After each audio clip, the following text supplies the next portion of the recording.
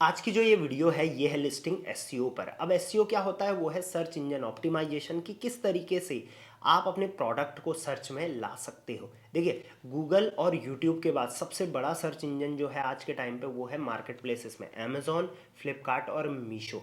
लोग आते हैं मार्केट प्लेसेस पर, अपने जो प्रोडक्ट उनको चाहिए वो सर्च करते हैं और उससे रिलेटेड जो भी रिजल्ट्स आते हैं वो उन प्रोडक्ट्स को खरीद लेते हैं। तो क्या लगता है, अगर हम अपने प्रोडक्ट को सर्च में ले आएँ तो हमारी सेल कितनी गुना बढ़ सकती है? यस और नो? Definitely yes. तो अगर आपको लिस्टिंग एसईओ पर मेरे पास और भी वीडियोस हैं, अगर वो चाहिए तो फटाफट कमेंट में लिस्टिंग एसईओ ज़रूर लिख देना। सो इसी पर आज की हमारी वीडियो है कि अपनी लिस्टिंग का आप एसईओ कैसे करें जिससे आपकी लिस्टिंग्स जहां पर अभी दिख रही हैं उससे आगे रैंक करना शुरू कर दें। Welcome to Rishi Commerce, I am Rishi. अब यहाँ पर मैंने वीडियो को 3 पार्ट में डिवाइड किया है। सबसे पहले बेसिक इन्फो, किस तरीके से आप अपनी लिस्टिंग्स की सिर्फ बेसिक इन्फो को इंप्रूव करके अपने प्रोडक्ट का एसईओ कर सकते हो। दूसरा एडवांस इन्फो, कि किस तरीके से एडवांस चीज़ों का यूज़ करके आप अपने प्रोडक्ट को सर्च इंजन में ला सकते हो टॉप में। और तीसरा सर्च बेस्ड एक्शन, हम क्या क्या ले सकते हैं जिसकी वजह से हमारा प्रोडक्ट आगे रैंक करेगा। तो चलिए वन बाय वन शुरू करते हैं। तीसरा वाला बहुत इंपॉर्टेंट है क्योंकि सर्च बेस्ड पे हम यहाँ पर काम करेंगे। सो बेसिक में कुछ चीज़ें आपको भी पता है। सबसे पहले टाइटल। तो देखिए, सबसे पहले अगर मैं बात करूँ ना, फ्लिपकार्ट और मीशो पे स्पेशली जब आप टाइटल बनाते हो, देखिए फ्लिपकार्ट पर तो टाइटल बनाने ही नहीं देते हैं। वहाँ पर आपके प्रोडक्ट के जो जो आप डिटेल्स लिखोगे उसके अकॉर्डिंग टाइटल बन जाएगा। तो फ्लिपकार्ट को हम साइड करते हैं। अमेजोन की अगर बात करें तो वहाँ पर आपके पास टाइटल बनाने का ऑप्शन होता है।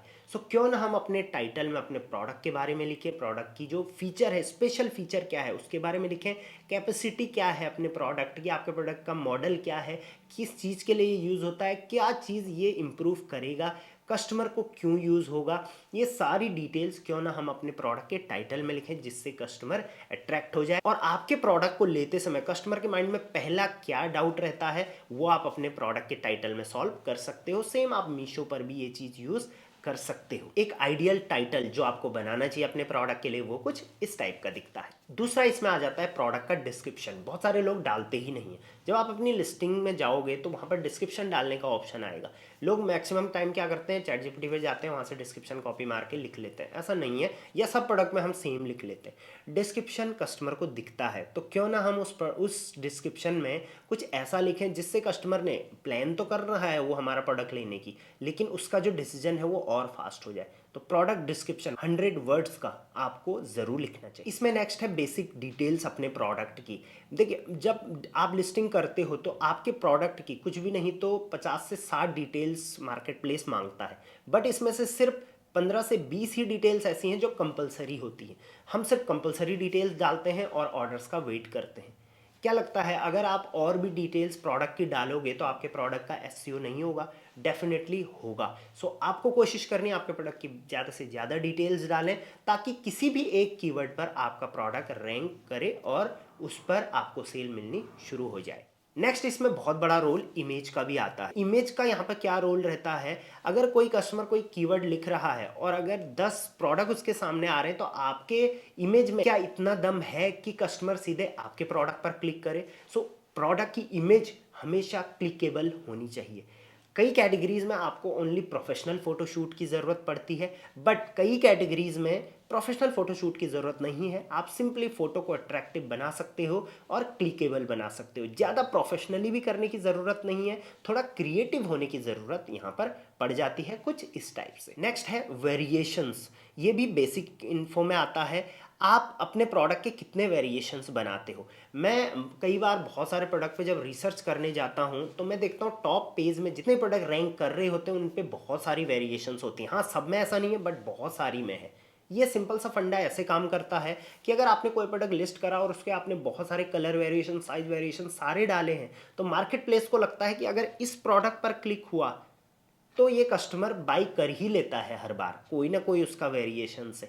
सो इससे मैसेज जाता है कि इसका कन्वर्जन रेट ज़्यादा है, इसको आगे रैंक करना चाहिए। प्लस आपका हर एक प्रोडक्ट अपने तरफ से वहाँ पर ट्रैफिक लेके आता है। तो कोशिश करिए ज़्यादा से ज़्यादा अपने प्रोडक्ट की साइज़ की हो, कैपेसिटी की हो, चाहे कलर की हो, उसके वेरिएशंस आप ज़रूर लिस्ट करें। नेक्स्ट बेसिक इन्फो में आता है क्वालिटी बैचेस। क्या आपके प्रोडक्ट पर क्वालिटी बैच आया है? फ्लिपकार्ट में एफ एश्योर्ड बैच होना ज़रूरी है। क्वालिटी बैच रहता है जैसे एफ एश्योर्ड का फ्लिपकार्ट में, मीशो पर एम ट्रस्टेड बैच, अमेजोन पर प्राइम बैच, और मीशो पर जैसे गोल्ड का भी टैग आता है। तो ये सारे टैग अगर आपके प्रोडक्ट पर हैं तो चांसेस वेरी हाई कि कस्टमर उस पर क्लिक करेगा, और कस्टमर के चांसेस ज़्यादा हैं क्लिक करने के, तो मार्केट प्लेस उसको आगे रैंक करेगा। सारी चीज़ों को यूज़ करोगे तो कहीं ना कहीं आपके प्रोडक्ट का एक कंप्लीट एसईओ हो जाएगा, जो कि बेसिक लेवल पे आपके प्रोडक्ट को आगे सर्च में लेके आएगा। Next, advance detail. तो सिंपल उसको रैंक कराने की बात करते हैं। यहाँ पर हमें क्या क्या एडवांस चीज़ें करनी पड़ेगी। पहला, प्राइसिंग। देखिए, प्राइसिंग बेसिक चीज़ नहीं है, ये एडवांस चीज़ है। जब भी आप अपने प्रोडक्ट का प्राइस 1 रुपया कम करते हो तो आपके जो रैंकिंग है वो कम से कम 4 से 5 स्टेप ऊपर चली जाती है। अब मैं ये नहीं बोल रहा हूँ कि यहाँ पर आप प्रोडक्ट का प्राइस हमेशा कम करते रहो, बट प्रोडक्ट प्राइस एक्सपेरिमेंट्स ज़रूरी है। आपने अपने प्रोडक्ट को 299 का लिस्ट करा, आप ऑर्डर का वेट कर रहे हो, ऐसा नहीं है। आप उसको 289 पे भी चेक करो कैसा रिजल्ट आता है, आप 279 पे भी चेक करो। लॉस में मत बेचो, लेकिन जिस पर आपको ऑर्डर ज़्यादा आते हैं उसके आसपास ही हमेशा रहो, या ऑटोमेट प्राइसिंग आप लगा के रखो ताकि मार्केट प्लेस अपने हिसाब से उसको प्राइस कर दे। हाँ, उसमें आप अपर लिमिट और लोअर लिमिट ज़रूर सेट करके रखो। नेक्स्ट है प्रमोशन का इस्तेमाल करके। आपने देखा होगा जो भी प्रोडक्ट टॉप में आते हैं, जब भी सर्च होता है तो उनमें कुछ ना कुछ डिस्काउंट्स चल रहे होते हैं, या कोई ऑफर चल रहा होता है, या कोई डील, या कोई प्रमोशन, या कोई कूपन, कुछ ना कुछ लगा हुआ होता है।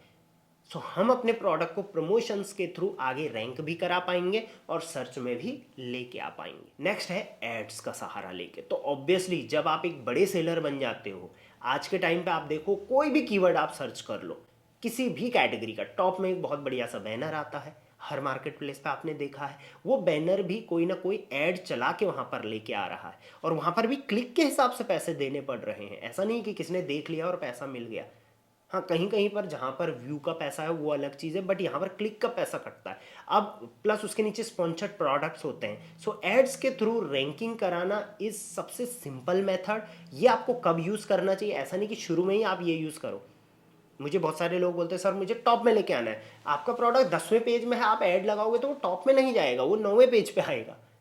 आपका प्रोडक्ट टॉप में तब आएगा जब आपका हो सकता है फर्स्ट पेज में कम से कम 10वें और 8वें रैंकिंग पे हो, और फिर आप ऐड चला के उसको आगे बूस्ट करते हो, तब वो टॉप में दिखता है।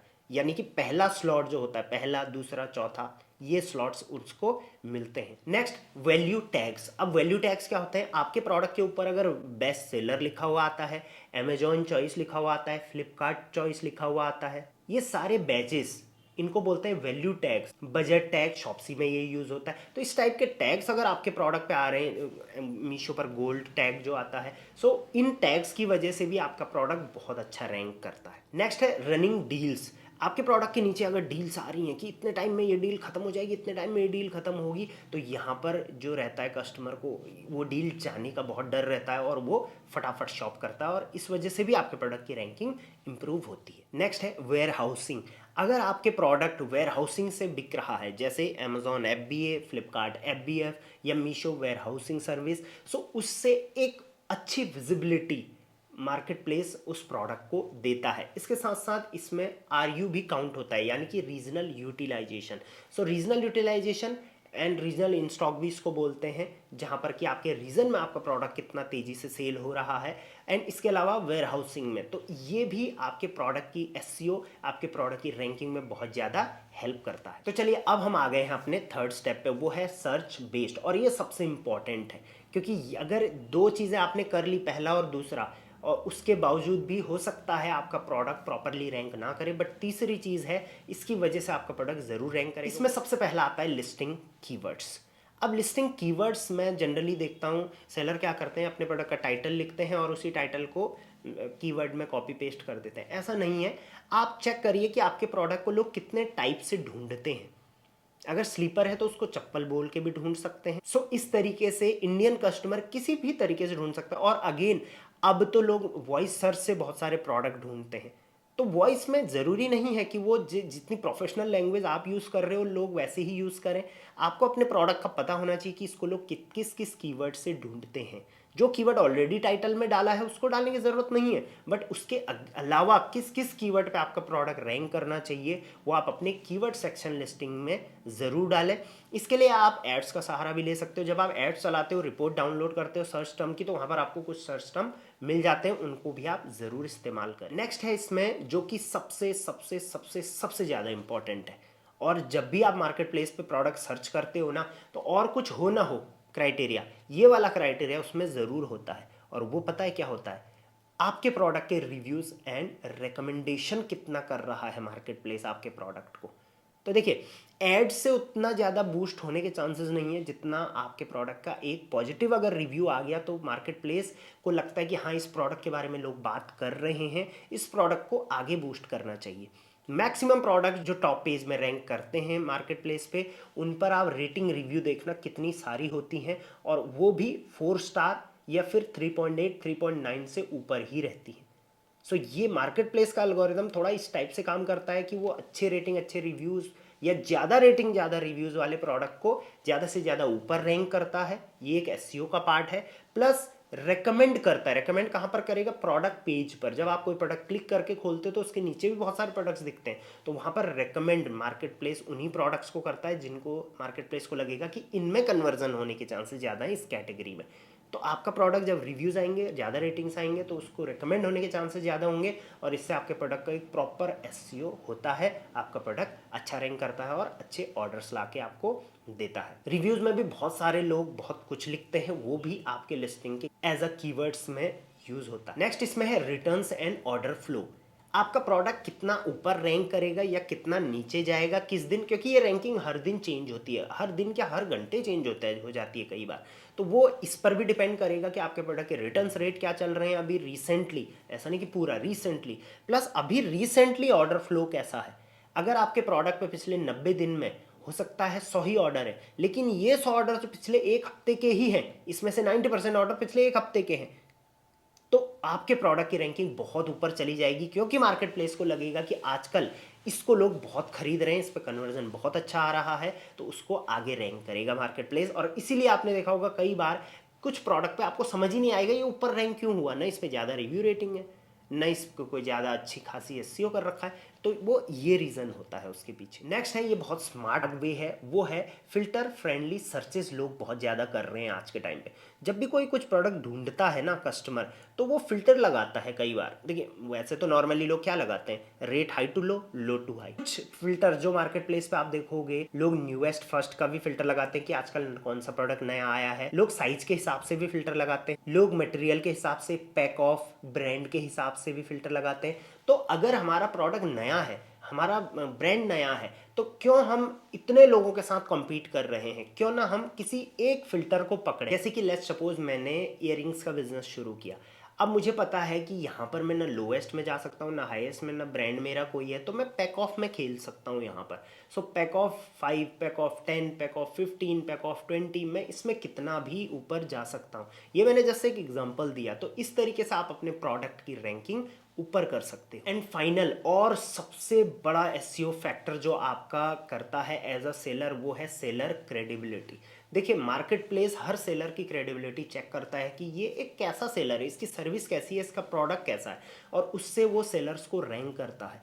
अब अगर आप अपने क्रेडिबिलिटी बढ़ा देते हो, क्रेडिबिलिटी का मतलब है कि सर्विस कैसी है, सर्विस का मतलब आप कितनी जल्दी डिस्पैच करते हो, रीअटेम्प्ट्स तो नहीं करते हो, कैंसिलेशंस कितने कर रहे हो, उसके बाद आपका लेवल या टियर क्या है। जैसे फ्लिपकार्ट में गोल्ड, सिल्वर, ब्रॉन्ज, उसके बाद अमेजोन पर भी होता है, मीशो पर अभी ऐसा कोई कंसेप्ट नहीं है, तो इसके थ्रू भी आपका प्रोडक्ट रैंकिंग में कर जाता है। उसके बाद आपके ब्रांड की वैल्यू क्या है। आपने देखा होगा कई बार मैक्सिमम कैटेगरीज में जब कुछ सर्च करते हैं तो ऊपर मैक्सिमम तो ब्रांड्स ही आते हैं। क्यों? उनकी ब्रांड क्रेडिबिलिटी बहुत अच्छी है, उनका ब्रांड वैल्यू अच्छा है, और उनकी सर्विस बहुत ही अच्छी है, क्योंकि उनके पास पूरी टीम है। सो क्यों ना हम अपने ब्रांड की क्रेडिबिलिटी अच्छी बनाएं शुरू से, और अपने प्रोडक्ट्स को रैंक करें।